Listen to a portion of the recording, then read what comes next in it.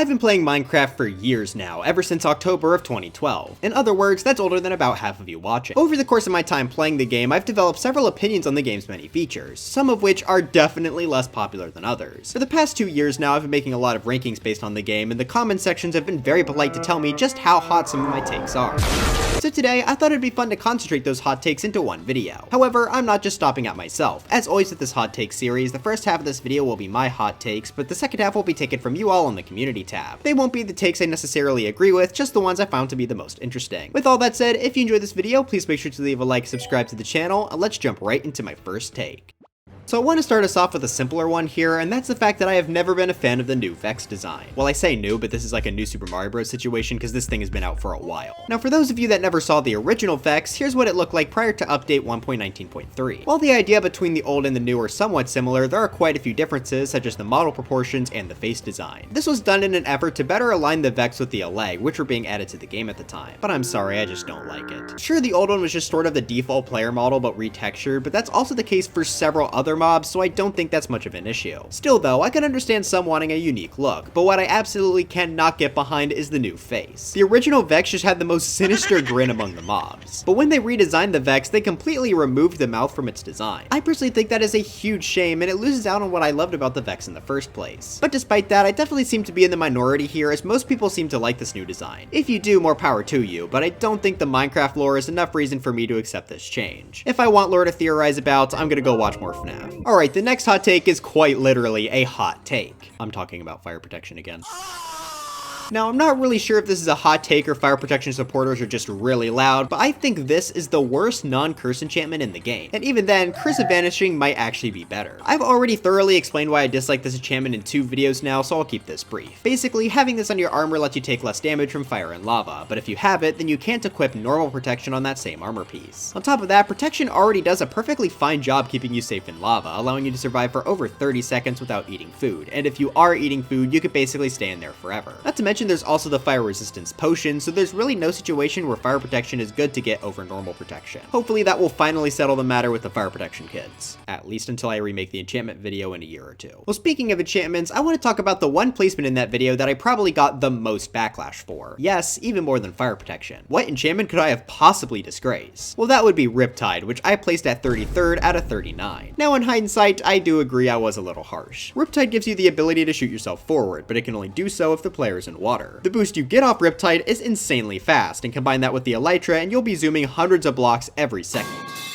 But despite that, I still don't think this is a great enchantment. I would move it up on my list, yeah, but not too much higher. I still think it's quite limited by needing water to be placed. Plus you can't use channeling with Riptide, which I guess is fair since you don't want to strike yourself with lightning, but getting charge creepers for mob heads is the only reason I ever even bother getting a trident myself. It's certainly fun to use, but when you can use it, I just find it to be a bit too limiting for me. Nowadays, I'd probably put it at the top of C tier as opposed to D tier. Okay, now I want to go through 3 small ones before I get to my big hot take. So first off, I think the desert wells are pretty cool. Sure, they aren't the most useful structure in the game, but I don't think they have to be. I hear a lot of people get annoyed with the desert well because it doesn't have a chest to give you good loot, but I think the desert well works perfectly fine as a nice piece of decoration. Plus the added pottery shards were a perfect addition, so I'm actually a fan of these structures. The next small one is just the simple fact that I do think Minecraft Bedrock Edition does a few things better than Java. I often hear people completely write off this version of the game, which to be fair I completely understand in some cases. But there are a few things Bedrock does that I think would be amazing to see in Java. We've actually already seen a few Bedrock exclusives get added recently with lead boats and baby squids. On top of those though, I'd love to see things like dyeable cauldrons, the better impaling enchantment which damages anything in water extra, and pistons being able to push containers like chests. And finally, for this rapid fire round, I just want to mention again that I think travel works perfectly fine as is in Minecraft. A couple weeks ago I made a video all about this, so go watch that if you want more as to why. But for my biggest hot take of the video, I think update 1.9 was pretty solid. If you aren't familiar, this is often seen as the worst update in the game's history. The reason that is because of this being the update where the combat system was changed to what it is today. A lot of people don't like the addition of attack cooldowns and would rather just ban their weapons, but to be honest, I've never personally minded, and I actually kind of like how it adds some more complexity to combat. Now you have to make a choice between the sword's quicker speed or the axe's larger damage, which I think is pretty interesting. More importantly though, I can't call 1.9 bad even if I didn't love the combat changes because of how much other stuff came with this update. This introduced the offhand, which is both helpful in and out of combat. This update also added the best enchantment in the game, Frostwalker.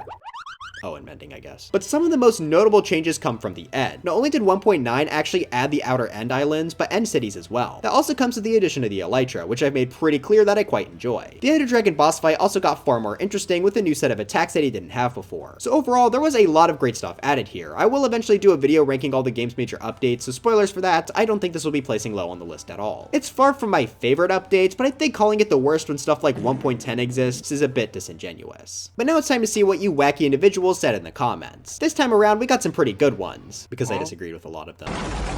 Starting off, we got one from Henry Cho 4249 who says, the Phantom actually has some good qualities to it. It has a sick design, drops decent loot, the membranes are useful if you're too lazy to collect EXP for mending, and adding more challenges to the night if you like to explore the dark is a pretty cool idea. Its attacking mechanics just need to be changed a bit, and I think it would be a pretty good mob. It's also really fun and satisfying to spawn like 100 of them during the daytime and watch them burn. Yeah, I absolutely cannot agree with this take. For those of you who have not seen my mob ranking video from a while ago, Phantoms landed all the way in last place, below even the zombie horse who isn't even able to spawn. Now with that being said, I can at least give this comment some credit. The Phantom's design visually is pretty solid. I think it having such a great design is what got it to win the first mob vote, but unfortunately, we all got clickbaited. Well, I voted for Mob C, so it's actually all your fault. But outside of that, I just really dislike how the Phantom works. It makes building so much more tedious as it forces you to sleep, even if your area is lit up or in the sky. The Phantoms act as an annoying time waster, and I just can't get behind that design. And also, I don't think Phantom membranes are that good of a drop, unfortunately. Moving past that, we got Port 0620 who says, the villager trading rebalance is good. It only needs a rework to the anvil level. Now this I can say for sure is a hot take, but it's actually one I agree with. In fact, I actually made a video a while ago expressing why I thought the changes were good for the most part. Essentially, they make it so librarian villagers now trade books based on their biome. Each librarian is also guaranteed to have the same books each time per biome. I think that's a pretty interesting way to rebalance them, so if you want a mending villager, for example, you'll have to get a swamp librarian and level it up, which I think is a fair enough challenge. Unfortunately, part of the change is also the fact that they can't sell max level books now, which is really annoying with the anvil XP limit, so if they just remove that, which they should have done ages ago, these changes would be pretty perfect. Chow Chow 393 says, Don't Mind at Night should be the national anthem of every country. Is this even a hot take? That's just true. Semi Hypercube left a pretty long one, but it was interesting, so I wanted to include it. Pause if you want to read the whole thing, but essentially they said adding the Ender Dragon at the end was a mistake because it created a sort of end goal for the game when Minecraft is meant to be a sandbox. On the one hand, I can see where they're coming from. Games like Animal Crossing, for example, don't have a final boss like this because there being an ending isn't really the point. However, I disagree that it was a mistake to add. While Animal Crossing may not have a final boss, it does have pretty major goals like fully maxing your house, completing the museum, or getting the best store upgrade. Okay, New Horizons kind of forgot that last one. I think the Ender Dragon being here as a goal is a great thing, and the fact that there's stuff like the end cities clearly encourages playing after the end. In fact, I'd say elytras and shulker boxers are some of the most essential tools in any large-scale building project, so really the dragon is just one stepping stone to continuing the building process. So while I understand where you're coming from, I definitely disagree. The Ender Dragon is a pretty good goal for the game. Kappa Mumbrika says, 1.12 is a severely overlooked update and is one of the best pre-1.13 updates. This is one I absolutely agree with. 1.12 was known as the World of Color update, and as the name suggests, it added a lot of color blocks to the game. Those blocks were concrete, glazed terracotta, and 15 new bed colors. Now sure, the update didn't add much more outside of that, but for me, these are some of the most useful blocks in the entire game. Concrete is one of my favorite families of blocks since they work perfectly as a flat color for something. The different colored beds are really nice too. I love having the option to use any color of sheets I want. And glazed terracotta, I mean, it's there, I guess. Now I don't think people hate this update or anything, but people definitely look past it a lot seeing as it came out right before the update Aquatic, which many people rightfully see as a bit of a revival point for Minecraft as a whole. I think that is kind of a shame. 1.12 is definitely a cool update, and I think it deserves to be remembered. Speaking of things that deserve to be remembered, Happy Day 6471 says, they need to bring back those minigames that were on the Wii, PS3, and Xbox 360 versions of Minecraft. Those were really fun to play with siblings. First off, Minecraft wasn't on the Wii. That's what the kids call epic fail. But aside from that, yes, I 100% agree that they should bring these back. I'd say for a good year or two, these minigames were the main way I was playing Minecraft. I remember after school, I'd very often get on the phone with my friends and play battle mode on our PS3s. You know, to add on to this hot take with my own, I think battle mode was easily the best take on the survival games concept I've ever played. No server has even gotten close. That's why I would absolutely love for these to come back in an official form, though I sadly doubt that they would do that. Newstar2248 says, Minecraft needs more tutorial structures in survival, like how the igloo is a tutorial for curing zombie villagers, and the redstone labs in ancient cities are tutorials for new redstone mechanics. Again, this is another pretty good take, I feel. Honestly, I wouldn't be opposed to them making an official tutorial world for the Java edition like they had on the legacy consoles. There are a lot of aspects about the game that just don't make sense unless you're told from somewhere else. Now that's not to say Minecraft doesn't have any tutorial elements. The advancements work as solid pointers, and the structures can also help sometimes as well. If I were to suggest a tutorial structure, I'd probably put something in the Nether that explains how to summon the Wither. I know we already have that one painting, but how are you supposed to tell that the brown blocks here are specifically soul sand.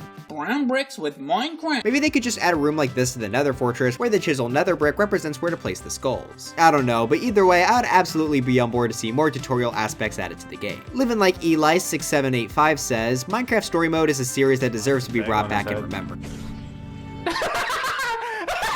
Okay, not really a hot take on the main game, but sure, I'm probably not going to get a chance to talk about this game later, so why not mention it now? Personally, I think I'm okay with Minecraft Story Mode not coming back, but I do definitely think it's worth remembering. I followed every episode super closely whenever they came out, and it was super fun to see every single route you could go down. Plus, what other game has the tragic death of Captain Sparkles?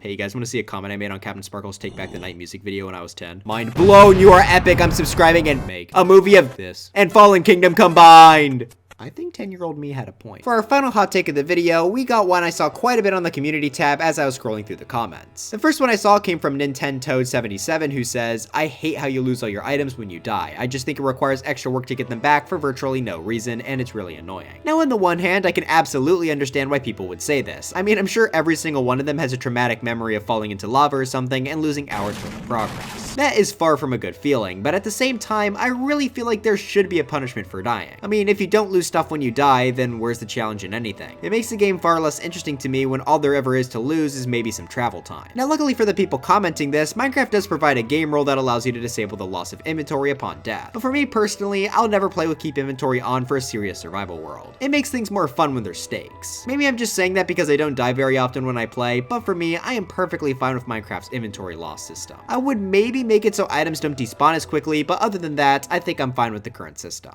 But anyways, that's it for this video. Do you absolutely despise light green glazed terracotta and hate me for liking the update it came in? Let me know in the comments. Super sorry that this video is really short compared to my normal output, but I've been getting a lot of work packed onto me lately, so I've been struggling a bit. Hopefully this video was still enjoyable regardless. But anyways, dry bones for Smash, and I am Steve. The movie trailer came out while I was editing. I had to throw that in. Anyway, see you guys next time.